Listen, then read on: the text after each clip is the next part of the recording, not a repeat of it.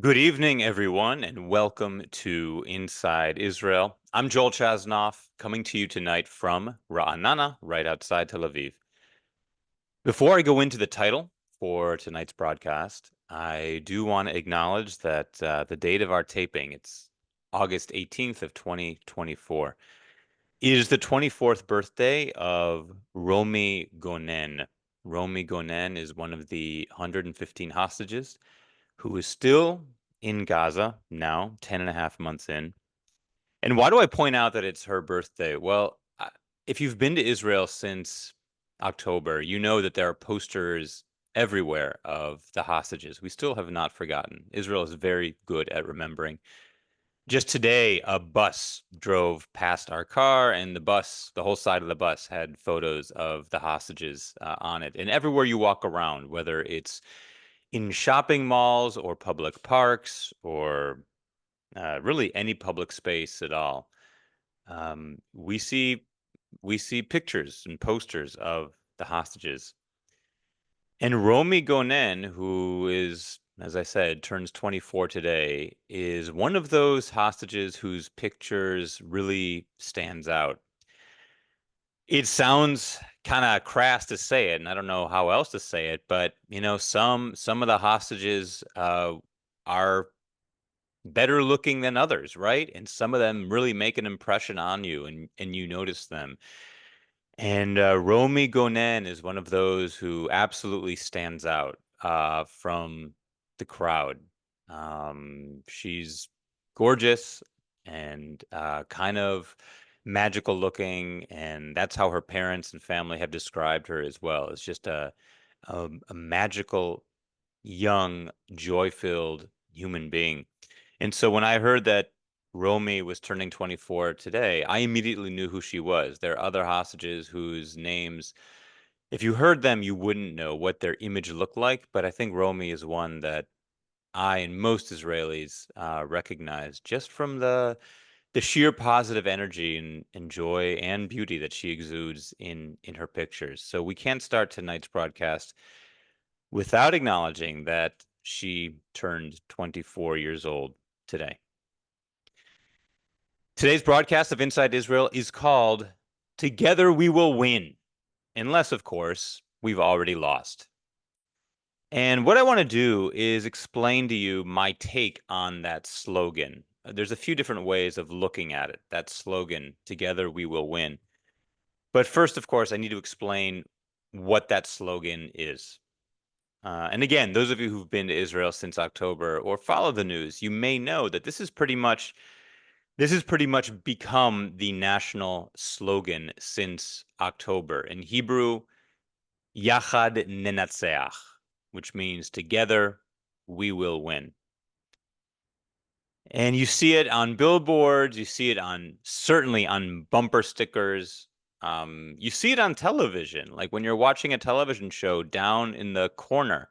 It'll just be sort of plastered there the entire length of the show in the bottom right or left corner. Yachad Nena'tzeach. It's on the news. It's just become the two-word anthem of the country for these past 10 and a half months. And I think today it's really worthwhile to look at this slogan and ask the tough question, whether it's even legitimate at all. But first, I want to point out a few different ways of looking at the slogan. Yachad Nena'tzeach, together we will win. The first way you could look at it is simply as a piece of inspiration, and that would mean taking it at face value, that together we will win this war, this conflict. We will pull through whatever it is we are enduring right now. Together we will win. So that's one way to look at it, simply as a piece of inspiration. I think an equally legitimate way to look at the slogan Yachad Nena'tzeach is as a warning that together is the only way that we can possibly win. As you may recall, before October 7th, Israel found itself, I don't even want to say on the brink of civil war, because that doesn't really do justice to how close we were. The more experts I've spoken to, the more really smart people who understand the country, the society, the government, the more I've come to understand that we were a hair away from civil war. So much so that some of the professors I respect most have even told me off the record, they'd say, I would never say this in public, but October 7th saved the country. Because without October 7th, we literally could have plunged into a civil war, one that involved extreme violence, perhaps even murder of Jews one on another, certainly threats against political leaders. And so this slogan, Yachad Nena'tzeach, can also be taken as a warning to society that we must stay together, because if we don't stay together, there's absolutely no chance of winning. So there's inspiration, there's a warning, and there is one more way, I think, to interpret the slogan, Yachad Nena'tzeach, together we will win. And we'll get to that at the very end. Right now, though, I want to examine just how viable this mantra actually is. This is a little bit debasing, I guess, to the whole ethos of everything we're living through right now, but I think it is appropriate. I'm from Chicago originally, grew up a Cubs fan, and until very recently, we had never won a World Series. You know that. And growing up in Chicago, the slogan always was next year, just wait till next year. I don't know if any of us really believed it, but it was something that we could say and hang our hats on at the end of another losing season that, hey, for us Cub fans, don't worry, there's always next year. And I'm beginning to feel a little bit like the Yachad Nena'tzeach slogan is starting to ring hollow the same way that Cubs next year slogan was when I was a kid. Because I don't really know how many of us actually believe that there is a nitzachon, that there is an actual victory possible, no matter what happens. Because you really have to look at where we stand right now. How can we possibly say that there is victory, that anything can be called victory when we are now 10 and a half months into this catastrophe with 115 hostages still in Gaza, 10 and a half months in, with several opportunities, many believe, to have brought many, if not all, of the hostages out, but we simply skipped those opportunities. It was recently revealed that there was an offer a week after the ground invasion began to release, I think it was all female, elderly, and sick hostages if we had stopped the ground operation. Now, in retrospect, I don't know that it would have been wise to do so, but we have certainly had opportunities, and we have another one right now, which we'll talk about as well. But how can we possibly say that there is any victory possible when we've got 115 hostages in Gaza 10 and a half months, and it will most likely be at least 11 months? We've had 334 soldiers killed in action, including 2 who died just yesterday in Gaza, with close to 20% of the soldiers in Gaza killed because of accidents, what we call friendly fire, accidents on our own part. We've had more than 2,000 soldiers permanently injured. And by permanently, we're talking no legs, a loss of a limb, blinded, loss of an eye, deaf. I mentioned before that we met, so I didn't, but Dorit met the wife of a soldier, a young soldier who is now blind and deaf for life. Paralyzed for life. More than 2,000 soldiers like that. We've had 10,000 soldiers seek treatment for PTSD. I spoke to a soldier last week who came out of Gaza who said he's not seeking treatment for PTSD because the horrors of what he saw there shouldn't be spoken about at all, that he thinks not even a military psychologist or psychiatrist could handle what he would tell them. And of course, 1,200 Israelis killed on October 7th. Of the Nova festival survivors, more than 40, have taken their own lives, committed suicide since October 7th, simply for having survived, survivor guilt, the unbearable feelings they live with having survived when others did not. We have between 60 and 80,000 Israelis still displaced, not living in their homes since October, with no real hope in sight. It's already been announced that school kids will begin the school year on September 1st, not going to their home schools, these displaced Israelis. And of course, there's all of us whose lives have been uprooted. You know, it seems so pithy to mention this, and I mentioned it last week as well, but Israelis are not able to take vacations this summer. I know people personally who are on vacation right now and who are stuck. They are not able to get back into Israel because their flights have been canceled. Other Israelis are not able to buy tickets out, or they had tickets out, but their flights were canceled. And then there's El Al, and I mentioned this last week too, who has taken advantage of the situation, and the economics of this came out. Compared to this time last year, El Al's profits are up 100%, meaning they have doubled their profits this year in this quarter compared to last year. So instead of lowering prices to help Israelis in this time of need, El Al has jacked their prices and has even offered to buy tickets back from groups who've purchased bulk tickets because they know they can resell these tickets at anywhere between 3 and 5 times the price. There was a chance I needed to go to the United States this past week for some personal business, and I looked at the New York flights. A New York flight on El Al usually runs between, I'd say, $900 and $1,400. They were going for $5,000 round trip on El Al.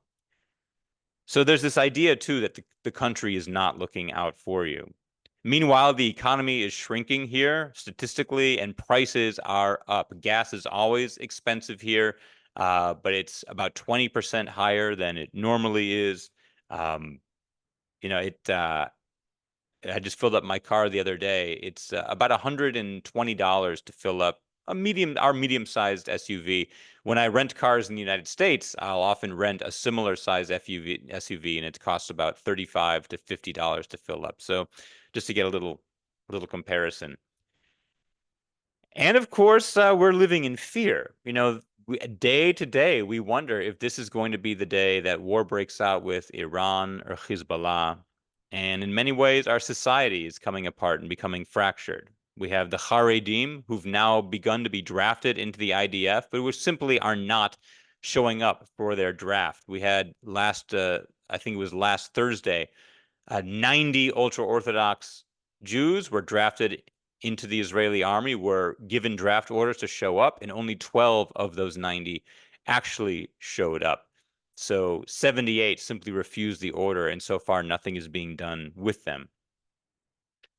And we have right-wing extremists living in the country who are basically treating the country like the wild, wild west. We saw this with the raid on the Palestinian village of Jit the other night, where right-wing extremists stormed the village, torched cars, shot a Palestinian who was innocent, a young man, and nothing's been done about it. There's no arrests made. No one is really, the police have been told to hold off because of Itamar Ben-Gvir, who's this right-wing extremist who I've often said is really the most powerful Jew in the world right now, because he's the one who's dictating to Netanyahu what to do next in order to keep the government together.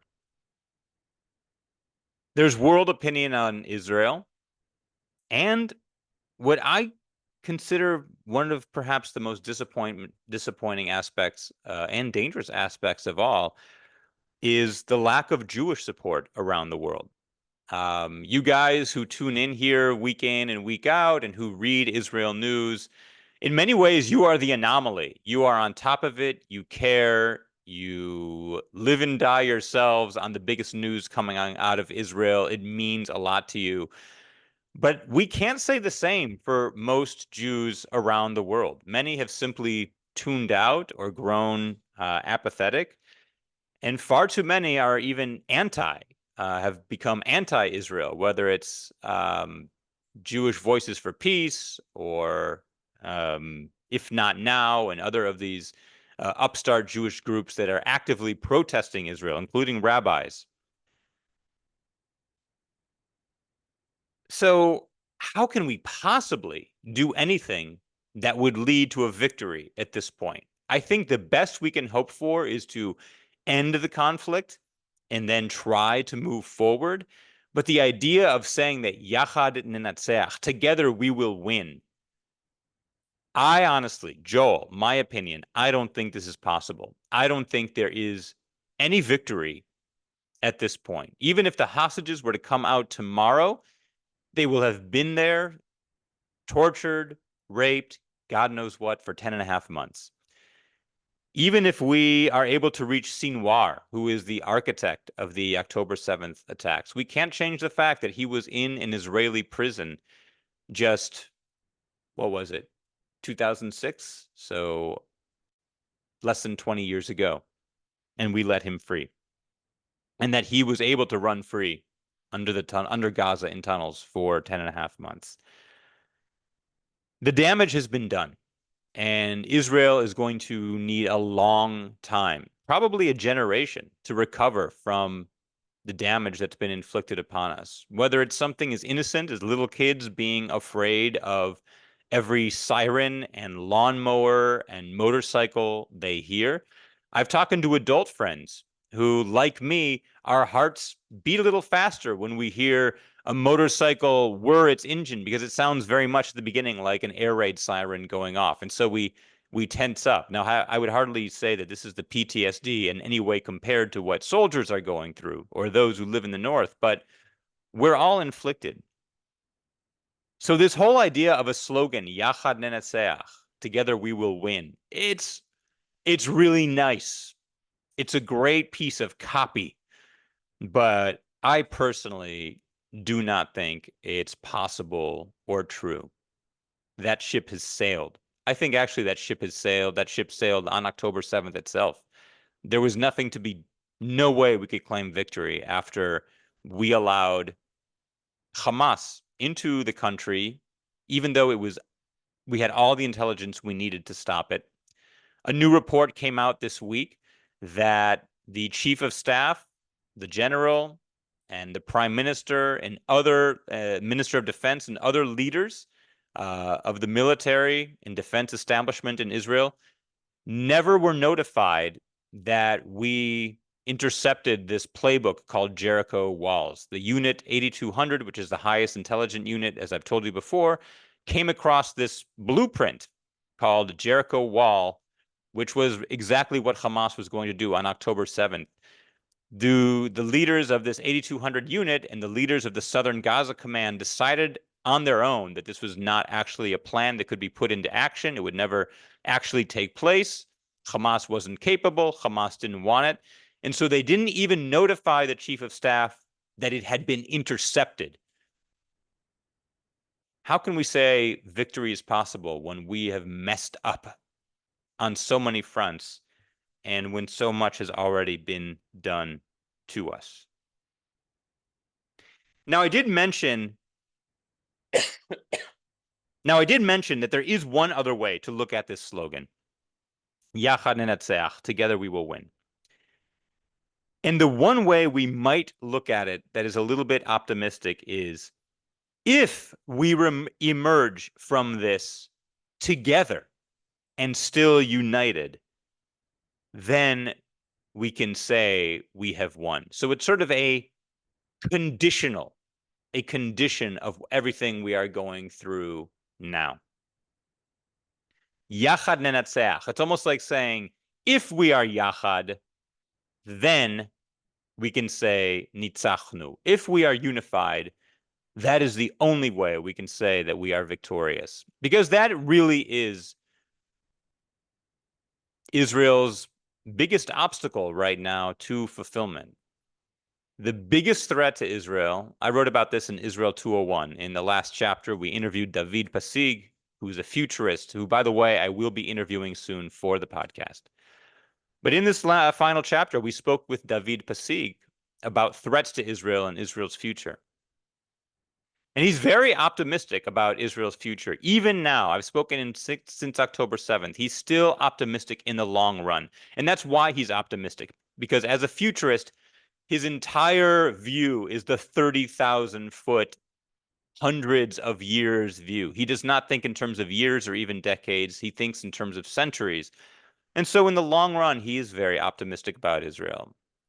But he does make clear that what he believes is the biggest threat to Israel is not Iran, not Hezbollah, Hamas. We can put plans together to defeat all of them. He feels that the biggest threat to Israel is internal. Our inability to decide what Israel actually stands for, what our ethos is. Are we a Jewish country or a country for Jews? And until we solve that question and deal with our own extremists, the country really doesn't have hope. We need to solve that question. And once we do, he believes all the other obstacles will be easy to tackle. And I think that's the one optimistic way to look at this slogan, Yachad Nena'tzeach, together we will win. It's a condition that says if we can emerge united, then we can say we're victorious. That might be asking a lot, but Israel is full of Israel is a country full of people who believe in absurd and crazy things. Was it Ben Gurion who say that to live here you have to believe in miracles or something like that? It's a great quote, which I just blundered. But the point is, Israel, if there's one country in the world where people can believe that the absurd miracles are possible, this is the one. And we cannot lose hope. And I must say, the people I talk to, like myself, we're not going anywhere. We still believe that this is the best place to raise our families.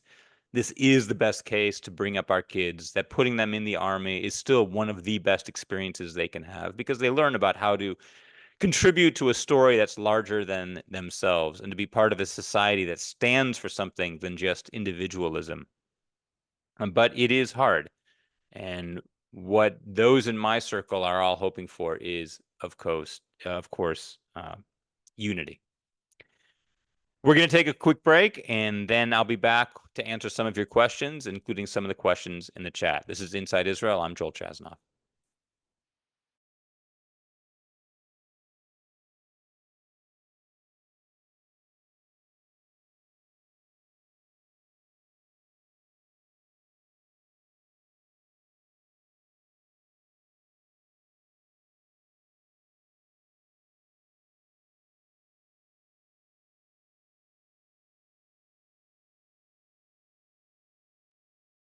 So someone asked here in the chat, what is happening to this Unit 8200? That's a great question. What's happening to Unit 8200? The fact that they discovered this intelligence about Hamas, but didn't pass it on.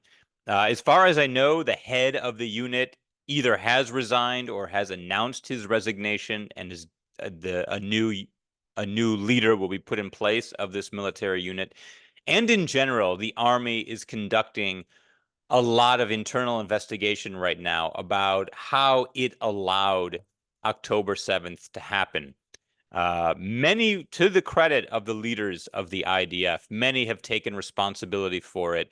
I think there's no doubt that once this is all over, Herzl Halevi, who is the chief of staff, and others in leadership positions, they'll have no choice but to step down. But even though we really haven't done a formal investigation on a national level of how October 7th happened, the Army itself is looking very closely at the mistakes it has made that could lead to it. And I'll also point out, related to this question, that sadly, this is not a unique experience to October 7th. I mentioned before that a lot of these podcasts moving forward are going to be interviews with really interesting Israelis. And one interview I conducted last week was with Osnat Lautman.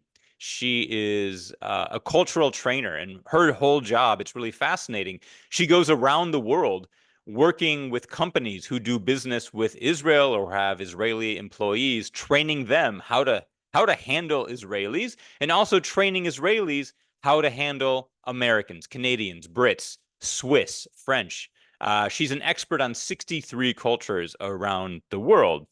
And when talking about Israel, she mentioned that one of the strengths of Israelis, but which is also one of the weaknesses, is improvisation. That this is one of the traits that other cultures find most difficult about working with Israelis. The fact that we are very improvisational, that we don't really plan for problems ahead of time, but then when the problems come up, we try to MacGyver a way, we figure out a way to handle it. And this is the army has suffered from this quite a bit. There have been far too many incidents in Israeli history where the army didn't plan properly, and only later looked back and realized how corners were cut and how improvisational they were when they should have been more rigorously planned. One that comes to mind is it's called Ason HaMasokim, the helicopter disaster that took place in February of 1997 when two helicopters crashed over Israel on their way to Lebanon. And it turned killing more than 70 soldiers on board these two helicopters.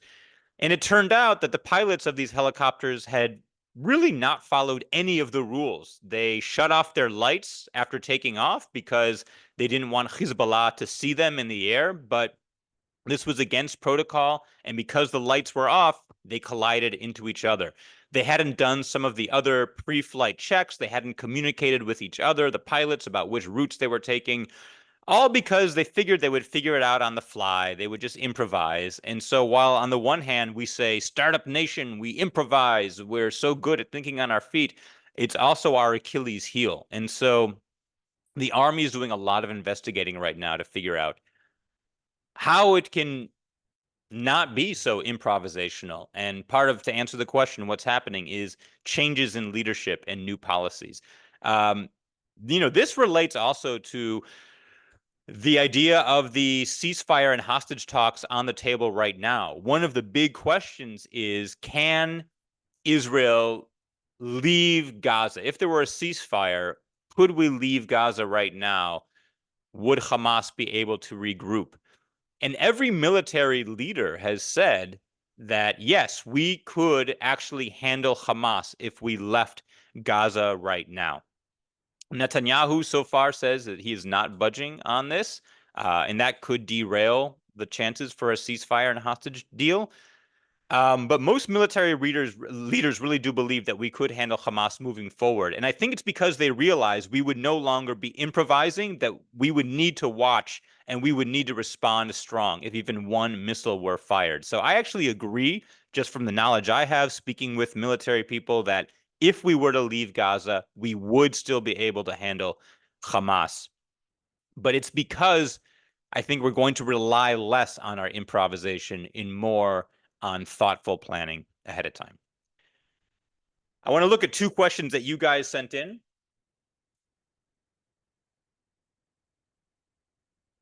So Marcia wrote, I'm reading about this current hostage ceasefire deal.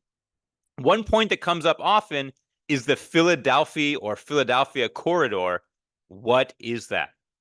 That's a great question, Marcia. The Philadelphia corridor is, as we say in corridor, as we say in Hebrew, Tzir Philadelphi. It's like the Philadelphia Road. It's really just a fancy term for the border with Egypt. It's about 9 miles long, the border between Gaza and Egypt.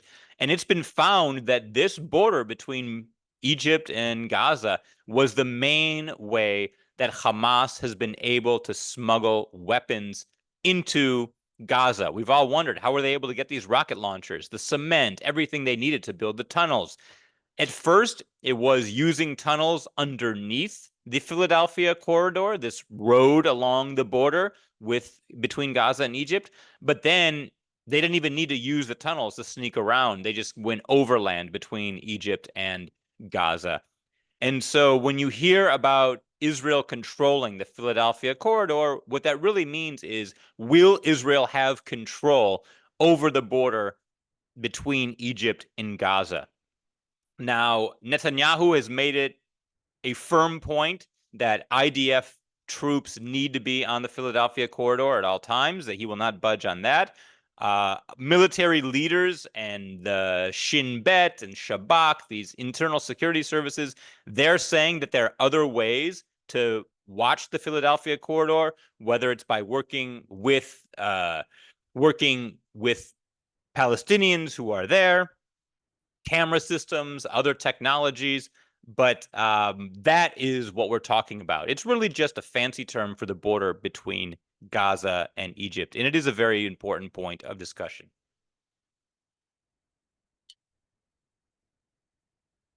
Question from Charles. What is the goal of the war at this point, and why is it taking so long?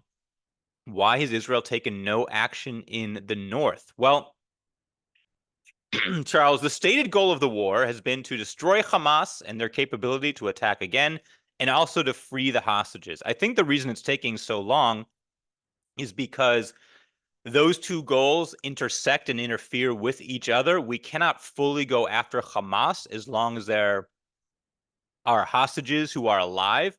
We know that Sinwar has surrounded himself with hostages so that we cannot get to him without harming hostages. And as for why Israel's taken no action in the north, we simply don't have the manpower or the weaponry right now to go after Hezbollah as fully as we need. We're also worried about a response from Iran. So there are all these different factors we need to keep playing with. But meanwhile, like I said, we have 60 to 80,000 Israelis who are still not in their homes. We're going to take a quick break, and then we're going to wrap up.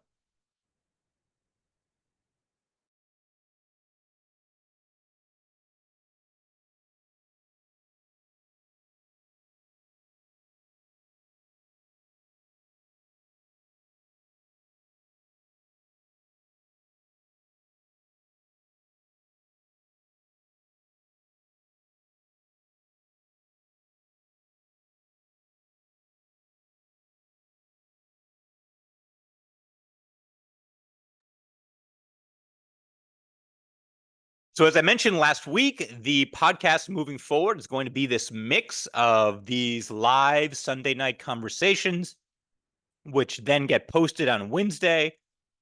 And other times it's going to be an interview with an Israeli about stuff going on in Israel right now.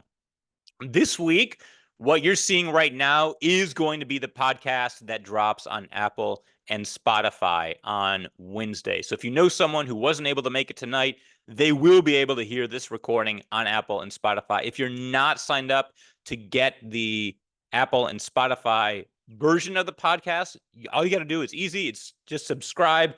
Go to joelchasnoff.com/podcast. And that is where you'll get the links. Our next broadcast of this one will be next Sunday night. That is the 25th of August at 5 p.m. Eastern Time. Please continue to email in your questions. You can do that at joelchasnoff.com. And if you want to watch the recording of this, if you couldn't make it, if you know someone who couldn't make it tonight, or just in general, if you want to see the recording of the Sunday night pod, that is also at joelchasnoff.com/podcast. That's usually up by Monday evening. It's been a busy week here in Israel, and a lot expected in the week to come with these hostage and ceasefire talks happening. I will do my best to stay on top of it and bring you all the news and perspective next week as well. For now, signing off from Israel, thank you so much for joining us. I'm Joel Chasnoff. This has been Inside Israel. Laila Tov.